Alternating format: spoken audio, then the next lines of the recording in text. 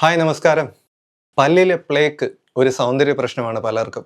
സൗന്ദര്യ പ്രശ്നം മാത്രമല്ല, പ്ലേക്ക് ഉണ്ടായ ശേഷം അത് മാറാതെ തുടരുന്നത് പലപ്പോഴും പല്ല് കേടാകാനും കാരണമാകാറുണ്ട്.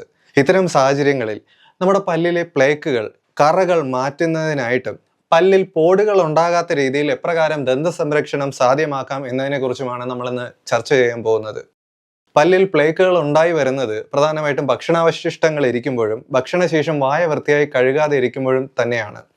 ഈ പ്ലേക്കിനെ മാറ്റുന്നതിനായിട്ട് ഇന്ന് 3 സ്റ്റെപ്സ്, 3 പടികളായി നമുക്ക് ചെയ്യാൻ കഴിയുന്ന കാര്യങ്ങളെയാണ് ഞാൻ അവതരിപ്പിക്കാൻ പോകുന്നത്. ഓക്കെ, ആദ്യത്തെ പടിയായിട്ട് നമുക്ക് വീട്ടിൽ തന്നെ ഒരു മിശ്രിതം തയ്യാറാക്കേണ്ടതായിട്ടുണ്ട്. ഈ മിശ്രിതം ശരിക്കൊന്ന് വായിൽ കൊണ്ട ശേഷം നന്നായിട്ടൊന്ന് ബ്രഷ് ചെയ്താൽ തന്നെ നമുക്ക് ഈ പ്ലേക്കുകളെ, കറകളെ നീക്കം ചെയ്യാൻ സാധിക്കും. അതിനുശേഷം പല്ലുകളുടെയും മോണകളുടെയും ആരോഗ്യത്തിനെ മുൻനിർത്തി ഓയിൽ പുള്ളിങ്, അതായത് ഒരു ആയുർവേദ തൈലം വായയുടെ ഉൾവശത്തേക്ക് എങ്ങനെ അപ്ലൈ ചെയ്യാം, എങ്ങനെ പ്രയോഗിക്കാം എന്നതിനെ കുറിച്ച് നോക്കേണ്ടതായിട്ടുണ്ട്. മൂന്നാമത്തെ അവസാനത്തെ സ്റ്റെപ്പായിട്ട് നമ്മുടെ പല്ലുകളിൽ വീണ്ടും വീണ്ടും പ്ലേക്കുകൾ വരാതിരിക്കാൻ എപ്രകാരം പല്ലിനെ മെയിൻറ്റെയിൻ ചെയ്യണം, എപ്രകാരം പല്ല് തേക്കണം, എപ്രകാരം ദന്തൽ ഫ്ലോസ് ഉപയോഗിക്കണം എന്ന കാര്യങ്ങൾ കൂടി നോക്കേണ്ടതായിട്ടുണ്ട്. ഇങ്ങനെ 3 സ്റ്റെപ്പുകളായിട്ടാണ് ഈ വീഡിയോ ചെയ്തിരിക്കുന്നത്. ഓക്കെ, പല്ല് തേക്കലിനെ കുറിച്ചൊക്കെ സംസാരിക്കേണ്ട കാര്യമുണ്ടോ എന്ന് പലരും കരുതുന്നുണ്ടായിരിക്കും.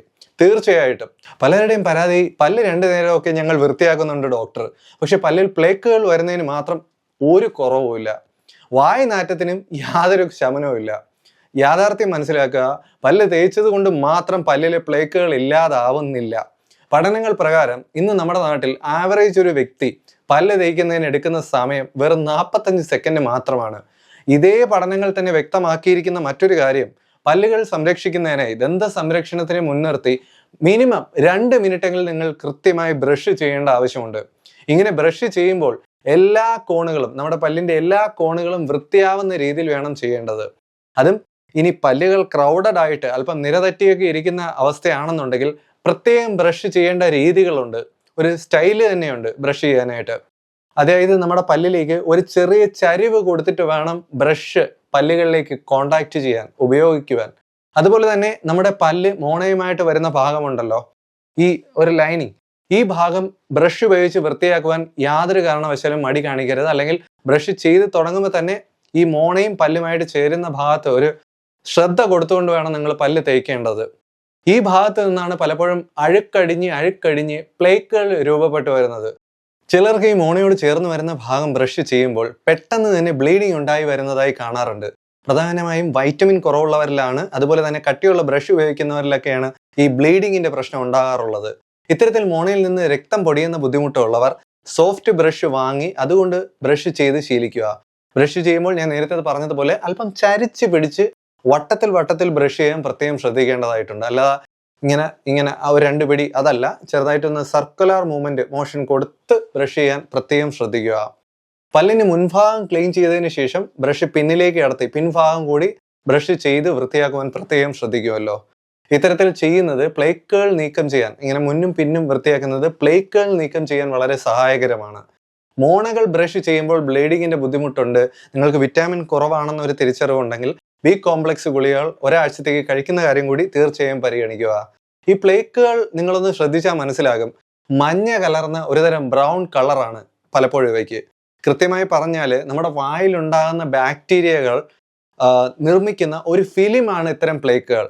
ഈ ബാക്ടീരിയകൾ പല്ലിന്റെ ഇനാമലിനെ ബാധിക്കുകയും പല്ലിൽ കേടുപാടുകൾ ഉണ്ടാവാൻ കാരണമാവുകയും ചെയ്യുന്നതാണ് പ്ലേക്കുകൾ വൃത്തിയാക്കാതിരുന്നാൽ ഉണ്ടായേക്കാവുന്ന അപകടം.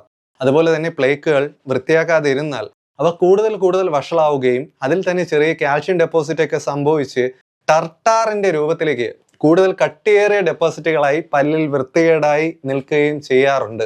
ഈ ടർട്ടാറുകളായി രൂപമാറ്റം വന്നാൽ, ഡെന്റൽ പ്ലേക്കുകൾ ടർട്ടാറുകളായി രൂപമാറ്റം വന്നാൽ പിന്നെ ഒപ്പം തന്നെ മോണരോഗവും ഏതാണ്ട് ഉറപ്പാണ്. മോണയിൽ പല വിധത്തിലുള്ള പ്രശ്നങ്ങൾ കൂടെ ഇങ്ങെത്തും. ഈ പ്രശ്നങ്ങളിൽ എടുത്തു പറയേണ്ട ഒന്നാണ് ഈ ഡെന്റൽ പ്ലേക്ക് ഉള്ളവരിൽ ഉണ്ടായേക്കാവുന്ന വായ്നാറ്റം. അതിനൊപ്പം തന്നെ ചിലർക്കെങ്കിലും മോണകളിൽ പഴുപ്പ് കെട്ടലുകളും നീർക്കെട്ടും ഒക്കെ കണ്ടുവരാറുണ്ട്. ഇത്തരം കേസുകളിൽ ആദ്യം ചെയ്യേണ്ടത് പല്ലിലെ പ്ലേക്കുകൾ നീക്കം ചെയ്യുന്നതിനായിട്ട് ഒരു ശക്തമായിട്ടുള്ള ഒരു ക്ലീനിങ് സൊല്യൂഷൻ തയ്യാറാക്കി ഉപയോഗപ്പെടുത്തുക എന്നുള്ളതാണ്. ഇത് സ്ഥിരമായിട്ട് ഉപയോഗപ്പെടുത്താനുള്ള ഒരു സൊല്യൂഷൻ അല്ല, ഒരു തവണയോ കൂടിപ്പോയ 2 തവണയോ മാത്രം ഉപയോഗിക്കുക.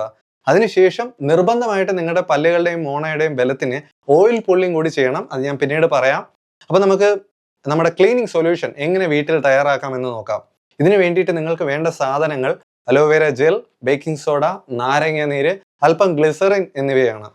അലോവേര ജെൽ അല്പം കൂടുതൽ തന്നെ എടുക്കേണ്ടതായിട്ടുണ്ട്. 10 ടീസ്പൂൺ അലോവേര ജെൽ, അതിലേക്ക് ഒരു 3-4 ടീസ്പൂൺ ബേക്കിംഗ് സോഡ ചേർത്ത് ഇതൊരു മിശ്രിതമാക്കി എടുക്കുക. ഇതിലേക്ക് ഒരു 4 ടീസ്പൂൺ ഗ്ലിസറിൻ കൂടി ചേർത്ത് ഇവ മൂന്നും കൂടി ചേർത്ത് നന്നായിട്ടൊന്ന് മിക്സ് ചെയ്ത് കൊണ്ടുവരിക. മിക്സ് ചെയ്യുന്നതിനൊപ്പം നിങ്ങൾക്ക് അല്പാൽപമായിട്ട് നാരങ്ങ നീര് ഒരു 4-5 തുള്ളി കൂടി ഈ മിശ്രിതത്തിലേക്ക് ചേർത്ത് ഇളക്കിയെടുക്കുക. ഈ മിക്സ്ചർ ഒരു കാരണവശാലും കുടിച്ചിറക്കാൻ വേണ്ടിയിട്ടുള്ളതല്ല. വായുടെ അകത്ത് ഒരു 5-10 മിനിറ്റ് നേരം ഹോൾഡ് ചെയ്യാൻ വേണ്ടി വെച്ചിരിക്കാൻ വേണ്ടി മാത്രമുള്ളതാണ്. ഇപ്രകാരം ചെയ്തതിന് ശേഷം ഇങ്ങനെ 5-10 മിനിറ്റ് നിങ്ങൾ വായിൽ ഇത് വെച്ചിരുന്നതിന് ശേഷം നന്നായിട്ടൊന്ന് ഗാർഗിൾ ചെയ്ത് ഈ മിശ്രിതം തന്നെ വായിലിട്ട് ഒന്ന് ഗാർഗിൾ ചെയ്ത്, അതായത് നന്നായിട്ടൊന്ന് കുലുക്കി തുപ്പി കളയുക. വായ ഒന്ന് കൊപ്പിളിച്ച് കളയാൻ വേണ്ടിയിട്ട് നിങ്ങൾക്ക് ഈ സൊല്യൂഷൻ ഉപയോഗപ്പെടുത്താം. ഇതിന് ശേഷം നിർബന്ധമായിട്ട് നിങ്ങളൊന്ന് ബ്രഷ് ചെയ്യേണ്ടതായിട്ടുണ്ട്. ആരും ഈ സൊല്യൂഷൻ ചെയ്തതിന് ശേഷം ബ്രഷ് ചെയ്യാതിരിക്കരുത്. നിർബന്ധമായിട്ട് നിങ്ങളൊന്ന് ബ്രഷ് ചെയ്യണം. വേറെ പേസ്റ്റ് ഒന്നും ഉപയോഗിക്കേണ്ട, ചുമ്മാ ബ്രഷ് ചെയ്താൽ മതി. ബ്രഷ് ചെയ്യുമ്പോൾ നിങ്ങൾക്ക് പല്ലിലെ പ്ലേക്കുകൾ ചെറുതായിട്ട് നീക്കം ചെയ്യുന്നതായിട്ട് കാണാൻ സാധിക്കും. 1-2 തവണ നിങ്ങൾക്ക് ഇത് ചെയ്യേണ്ടതായിട്ട് വരും. പക്ഷെ കൊല്ലങ്ങളായിട്ടുള്ള ബുദ്ധിമുട്ടാണ് നിങ്ങൾക്കെങ്കിൽ, അത് പല്ലിൽ പലപ്പോഴും ടർട്ടാറൊക്കെ ആയിട്ടിരിക്കുകയാണ് എങ്കിൽ നിങ്ങൾക്ക് ഈ പ്ലേക്കുകൾ നിസ്സാരമായിട്ട് അങ്ങ് മാറ്റിക്കളയാൻ പറ്റിയെന്ന് വരത്തില്ല. അത്തരം ദുർഘടമായിട്ടുള്ള അവസ്ഥകളിൽ ദന്ത ഡോക്ടറിനെ കാണിച്ച് തന്നെ പല്ല് ക്ലീൻ ചെയ്യുന്നതാണ് നല്ലത്. ഇതിനോടൊപ്പം നിങ്ങൾക്ക് മറ്റു ചില കാര്യങ്ങൾ കൂടി വീട്ടിൽ തന്നെ ചെയ്യാൻ സാധിക്കും ഇത്തരം പല്ലിലെ പ്ലേക്കുകൾ മാറ്റുന്നതിനായിട്ട്. ഓറഞ്ചിന്റെ തൊലി ഉണ്ടല്ലോ, ഓറഞ്ചിന്റെ തൊലി ചെറുഭാഗങ്ങളായിട്ട് ഇളക്കിയെടുത്ത്, ചെറു കഷ്ണങ്ങളായിട്ട് ഇളക്കിയെടുത്തതിന് ശേഷം പല്ലും മോണയും അതുകൊണ്ട് ചെറുതായിട്ടൊന്ന് റബ്ബ് ചെയ്ത് വിടുക. അങ്ങനെ നന്നായിട്ടൊന്ന് റബ്ബ് ചെയ്ത് വിടുക. ഓക്കെ, ബ്രഷ് ചെയ്യുന്നത് പോലെ തന്നെ റബ്ബ് ചെയ്ത് വിടുക. ഓറഞ്ചിന്റെ പീലിന്റെ അകത്തെ ഭാഗം, ആ വെള്ള ഭാഗം കൊണ്ട് വേണം നിങ്ങൾ ഈ പല്ലിന്റെ അകവും പുറവും റബ്ബ് ചെയ്ത് കൊടുക്കേണ്ടത്, അല്ലാതെ പുറം വശം കൊണ്ടല്ല. ഇത് ചെയ്തതിന് ശേഷം ഏകദേശം 1 മണിക്കൂറിന് ശേഷം നിങ്ങൾക്ക് വായ ഇളം ചൂടുവെള്ളം കൊണ്ട് കഴുകി ഒന്ന് വൃത്തിയാക്കി എടുക്കാം. അതുപോലെ തന്നെ കറ്റാർ വാഴയുടെ ജെൽ, ഞാൻ നേരത്തെ പറഞ്ഞ നമ്മുടെ സ്ട്രോങ് ക്ലീനിങ് സൊല്യൂഷനിലെ പ്രധാന ഭാഗമായിട്ടുള്ള കറ്റാർ വാഴയുടെ ജെൽ. ഈ കറ്റാർ വാഴയുടെ ജെല്ല് നിങ്ങൾക്ക് വായ വൃത്തിയാക്കാൻ ഉപയോഗിക്കാം ഇടയ്ക്കിടയ്ക്ക്. കറ്റാർ വാഴ ജെല്ല് ഉപയോഗിച്ച് വായും പല്ലുകളും മോണയും എല്ലാം നന്നായിട്ട് തേച്ച് വൃത്തിയാക്കുന്നത് വളരെ നല്ലൊരു ശീലമാണ്. മുഖം കറ്റാർ വാഴ ജെല്ല് കൊണ്ട് സ്ക്രബ് ചെയ്യുന്ന ശീലമൊക്കെ ഉള്ളവർ തീർച്ചയായിട്ടും നിങ്ങളുടെ മോണകൾ കൂടി കറ്റാർ വാഴ ജെല്ല് കൊണ്ടൊന്ന് വൃത്തിയാക്കാൻ ശ്രദ്ധിക്കുക. ഇനി അതല്ല, കറ്റാർ വാഴ ജ്യൂസ് അടിച്ച് കുടിക്കുന്ന ശീലമുള്ളവരാണെങ്കിൽ കറ്റാർ വാഴ ജ്യൂസ് തയ്യാറാക്കി അതിൽ നിന്നൊരു ഭാഗം നിങ്ങളുടെ വായിൽ ഗാർഗിൾ ചെയ്യുന്നതിനായി ഉപയോഗപ്പെടുത്തുക. 5 മിനിറ്റൊക്കെ വായിൽ തന്നെ നിലനിർത്തി നന്നായിട്ട് ഒന്ന് കുലുക്കി തുപ്പുന്ന ശീലം മോണകളുടെയും പല്ലുകളുടെയും നമ്മുടെ അണ്ണാക്കിന്റെയും ഒക്കെ ആരോഗ്യത്തിനും വായിലുള്ള പലതരത്തിലുള്ള ബാക്ടീരിയകൾ നശിക്കുന്നതിനും സഹായകരമാണ്. ഇനി ചീസ് കഴിക്കുന്നത് 1-2 ദിവസം കൂടുമ്പോൾ ഒരു കഷ്ണം ചീസ് കഴിക്കുന്നത് നമ്മുടെ മോണകളുടെ ആരോഗ്യത്തിനും പല്ലുകളിലെ പ്ലേക്കുകളൊക്കെ മാറുന്നതിനും സഹായകരമായിട്ടുള്ള കാര്യമാണ്. പക്ഷേ നിർഭാഗ്യവശാൽ ഇന്ന് പുറത്തു നിന്ന് മേടിക്കാൻ സാധിക്കുന്നത് ഷുഗർ ആഡഡ് ആയിട്ടുള്ള ചീസ് മാത്രമാണ്. അതുകൊണ്ട് തന്നെ ഷുഗർ ആഡഡ് ചീസ് ആയാലും ഒരു കഷ്ണം കഴിച്ചതിന് ശേഷം അല്പം കഴിഞ്ഞിട്ട് നിങ്ങളൊന്ന് ബ്രഷ് ചെയ്ത് കളയുക, പേസ്റ്റ് ഉപയോഗിക്കേണ്ട കാര്യമില്ല.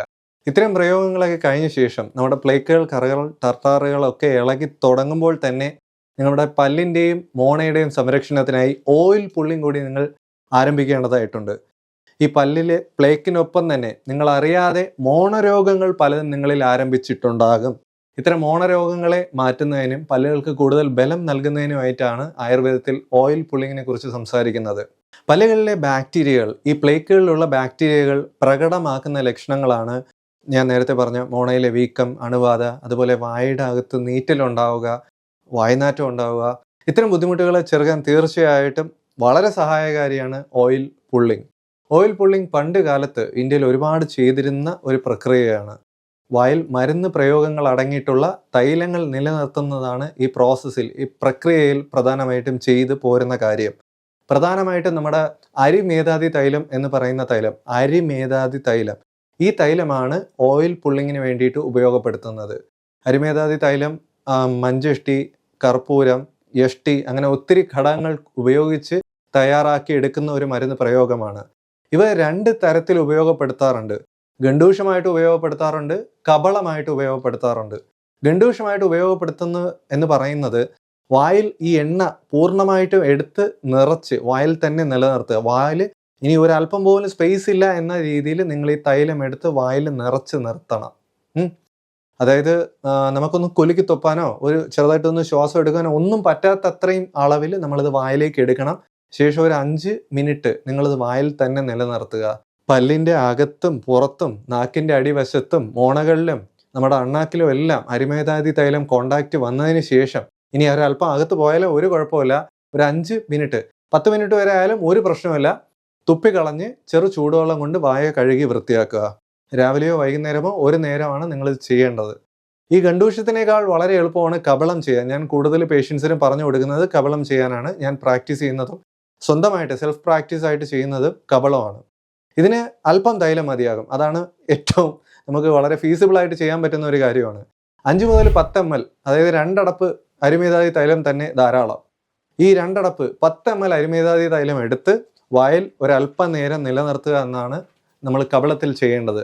വായിൽ നിലനിർത്തിയ ശേഷം നമ്മളൊന്ന് കുലുക്കി ഒഴിയുകയും വേണം. നമ്മളിങ്ങനെ കൊപ്പളിക്കുന്നത് പോലെ ഒന്ന് ഗാർഗിൾ ചെയ്യുന്നത് പോലെ ഒന്ന് ചെയ്യേണ്ടതായിട്ടുണ്ട്. അങ്ങനെ ചെയ്താൽ മാത്രമേ ഈ തൈലം എല്ലായിടവും എത്തുകയുള്ളൂ. നമ്മുടെ അണ്ണാക്കിലും പല്ലിൻ്റെ അടിയിലും അതുപോലെ നാക്കിൻ്റെ അടിയിലും ഒക്കെ എത്തുകയുള്ളൂ. ഇങ്ങനെ എല്ലായിടവും എത്തി ഒരു 5-10 മിനിറ്റ് നിങ്ങൾ വായിൽ ഇങ്ങനെ ഇത് ഗാർഗിൾ ചെയ്തോ കുലുക്കി തുപ്പിയോ ഒക്കെ വെച്ചതിന് ശേഷം നിങ്ങൾ എന്ത് ചെയ്യുക, പുറത്തേക്ക് തുപ്പിക്കളയുക. പുറത്തേക്ക് തുപ്പിക്കളഞ്ഞതിന് ശേഷം നേരത്തെ ഗണ്ടൂഷ്യത്തിൽ ചെയ്തതുപോലെ തന്നെ വായ ചെറു ചൂടുവെള്ളം കൊണ്ട് കഴുകി വൃത്തിയാക്കാനും മടിക്കേണ്ട. ചിലർക്ക് എണ്ണയുടെ അംശമൊക്കെ വായിരിക്കുന്ന ഭയങ്കര അസ്വസ്ഥതയാണ്. അങ്ങനെ അസ്വസ്ഥത തോന്നുന്നവർ മാത്രം നിങ്ങൾ വാ കഴുകേണ്ട ആവശ്യമുള്ളൂ. ഈ അല്പം എണ്ണ വായിലിരിക്കുന്നത് വലിയ ബുദ്ധിമുട്ടായിട്ട് തോന്നാത്തവർക്ക് തീർച്ചയായിട്ടും ഒരു മൗത്ത് ഫ്രഷ്നറൊക്കെ ഉപയോഗിക്കുന്ന അതേ ലാഘവത്തോടുകൂടി നിങ്ങളുടെ അരിമേതാദി തൈലം ഉപയോഗപ്പെടുത്താം. ഓക്കെ, അപ്പോൾ നമ്മൾ ആദ്യത്തെ 2 പടികളും ചർച്ച ചെയ്ത് കഴിഞ്ഞു. പ്ലേക്കുകൾ നീക്കം ചെയ്യാനായിട്ട് ശക്തമായിട്ട് ഒരു ലായനി വീട്ടിൽ തന്നെ തയ്യാറാക്കി, അതിനുശേഷം നമ്മുടെ പല്ലുകളുടെയും മോണയുടെയും ഒക്കെ ബലത്തിനും ആരോഗ്യത്തിനും വേണ്ടി ഓയിൽ പുള്ളിങ് എങ്ങനെ ചെയ്യാമെന്ന് നമ്മൾ പറഞ്ഞു കഴിഞ്ഞു. ഇവയൊക്കെ ചെയ്ത് കഴിഞ്ഞ ശേഷം ഈ പ്ലേക്കുകളും കറകളും പല്ലിൽ തിരികെ വരാതിരിക്കാൻ എന്താണ് ചെയ്യേണ്ടത്? തീർച്ചയായിട്ടും പ്രോപ്പറായിട്ടുള്ള ഫ്ലോസിങ്ങും പല്ല് തേപ്പും തന്നെയാണ്. ദിവസവും 2 നേരം നിർബന്ധമായിട്ട് നിങ്ങൾ പല്ല് തേച്ചിരിക്കണം. അത് മിനിമം 2 മിനിറ്റ് എങ്കിലും പല്ല് തേക്കുന്ന ശീലം ഉണ്ടാക്കിയെടുക്കുക.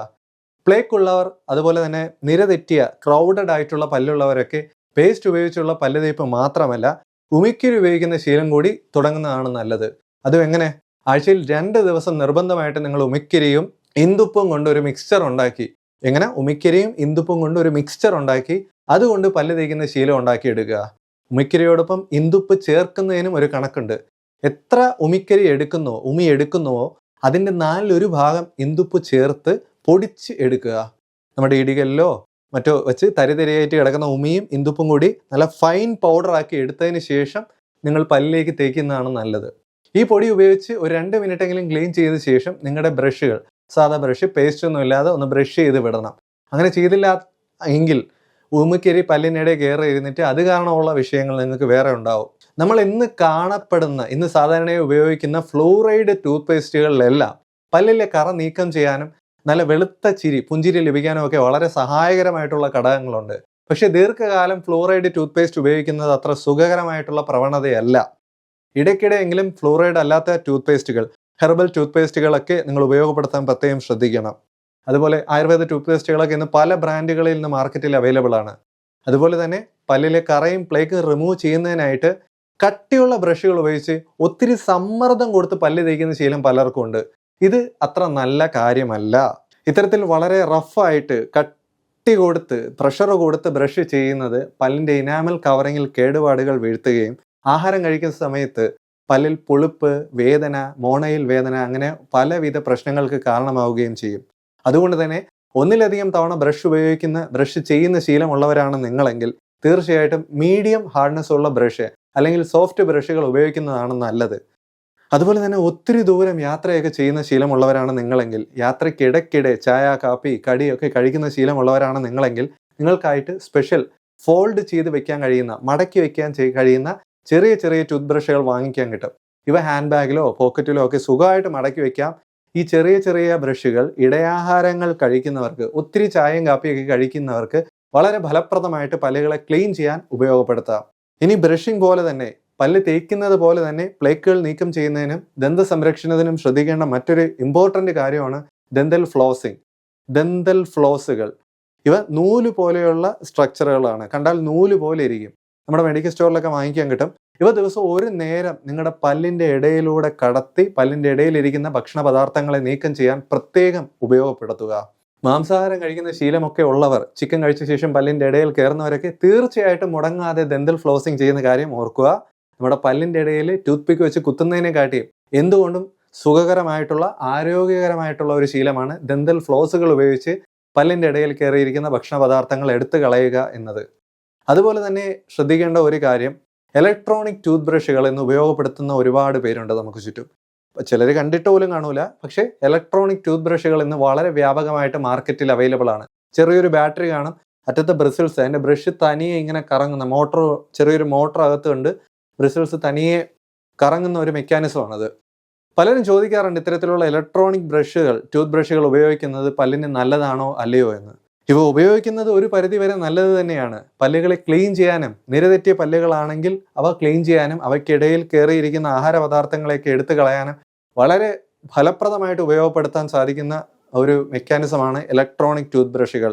പക്ഷേ ബലം കുറഞ്ഞ പല്ലാണെങ്കിൽ, അതുപോലെ തന്നെ കുട്ടികളൊക്കെ ഇത്തരത്തിൽ വളരെ വേഗത്തിൽ ചലിക്കുന്ന ബ്രസിൽസ് ഉള്ള ഇലക്ട്രോണിക് ടൂത്ത് ബ്രഷ് ഉപയോഗപ്പെടുത്തുന്നത് എനിക്കത്ര ആരോഗ്യകരമായിട്ട്, എനിക്കത്ര സേഫായിട്ട് തോന്നുന്നില്ല. ചിലരൊക്കെ തട്ടി മുറിവുണ്ടാകുന്നതായിട്ട് പരാതി പറയുന്നുണ്ട്. അതുകൊണ്ട് തന്നെ പല്ലിന് ബലം കുറവുള്ളവരാണെങ്കിൽ, കുട്ടികളാണെങ്കിൽ നിങ്ങൾ ഇലക്ട്രോണിക് ടൂത്ത് ബ്രഷ് ഒരു അനാവശ്യ റിസ്ക് ആയിട്ട് ഏറ്റെടുക്കേണ്ട കാര്യമൊന്നുമില്ല. നമ്മുടെ സാധാ ബ്രഷ് തന്നെ മതി. ആഹാരശേഷം ബ്രഷ് ചെയ്യുന്ന ഒരു ശീലം ഉണ്ടാക്കിയെടുക്കുക, അതാണ് ഏറ്റവും ഇമ്പോർട്ടൻറ്റ്. അപ്പോൾ വീട്ടിൽ തന്നെ ചെയ്യാൻ കഴിയുന്ന ചില്ലറ ദന്ത സംരക്ഷണ പരിപാടികളെക്കുറിച്ച് മാത്രമാണ് നമ്മളിവിടെ മെൻഷൻ ചെയ്തിരിക്കുന്നത്. നിങ്ങൾക്ക് വർഷങ്ങളായിട്ട് പല്ലിൽ വേദനയുണ്ട്, പല്ലിൽ ഇത്തരം പ്ലേക്കുകളുണ്ട്, മോണവഴുപ്പുണ്ട്, മോണവേദനയാണ്, പല്ലുവേദനയൊക്കെ ഉണ്ടെങ്കിൽ തീർച്ചയായിട്ടും നിങ്ങൾ വിദഗ്ധനായിട്ടുള്ള ഒരു ദന്ത ഡോക്ടറുടെ സേവനം കൂടി കൈക്കൊള്ളേണ്ടതായിട്ടുണ്ട്. അല്ലാതെ ഇത്തരം വീഡിയോകളിൽ കാണുന്ന കാര്യങ്ങൾ മാത്രം പരീക്ഷിച്ചുകൊണ്ടിരിക്കരുത്. ഇനി ഈ പറഞ്ഞിരിക്കുന്ന 3 സ്റ്റെപ്പുകളിൽ നിങ്ങൾക്ക് ഏതിലെങ്കിലും ഡൗട്ട് ഉണ്ടെങ്കിൽ തീർച്ചയായിട്ടും നിങ്ങൾ കമൻറ്റ് ബോക്സിൽ നിങ്ങളുടെ സംശയം ഒന്ന് എഴുതി അറിയിക്കുക. ക്ലിനിക്കിൻ്റെ വാട്സപ്പ് നമ്പർ ഞാൻ താഴെ കൊടുത്തേക്കാം. നിങ്ങൾക്ക് ഡയറക്റ്റ് മെസ്സേജ് ചെയ്യാം. നിങ്ങളുടെ അഭിപ്രായങ്ങൾ, നിർദ്ദേശങ്ങൾ, വിമർശനങ്ങളെല്ലാം തീർച്ചയായിട്ടും നിങ്ങൾ കമൻറ്റ് ചെയ്ത് അറിയിക്കുക. ആരോഗ്യ വിഷയങ്ങളുമായി ബന്ധപ്പെട്ടിട്ടുള്ള നിങ്ങളുടെ സംശയങ്ങൾ കൂടി ഒന്ന് കമൻറ്റ് ചെയ്ത് അറിയിക്കുക. അത്തരം സംശയങ്ങളിൽ നിന്ന് തിരഞ്ഞെടുക്കപ്പെടുന്ന ഒരു വിഷയത്തിലാണ് അടുത്ത വീഡിയോ ഞങ്ങൾ ചെയ്യാൻ ഉദ്ദേശിക്കുന്നത്. നിങ്ങളുടെ സുഹൃത്തുക്കൾക്കും ഫാമിലി വാട്സാപ്പ് ഗ്രൂപ്പിലേക്കും വീഡിയോ ഷെയർ ചെയ്യുക. എന്നെ ഒന്ന് സപ്പോർട്ട് കൂടി ചെയ്യുക. മറ്റൊരു നാളിൽ മറ്റൊരു വീഡിയോയുമായി കാണാം. അതുവരേക്കും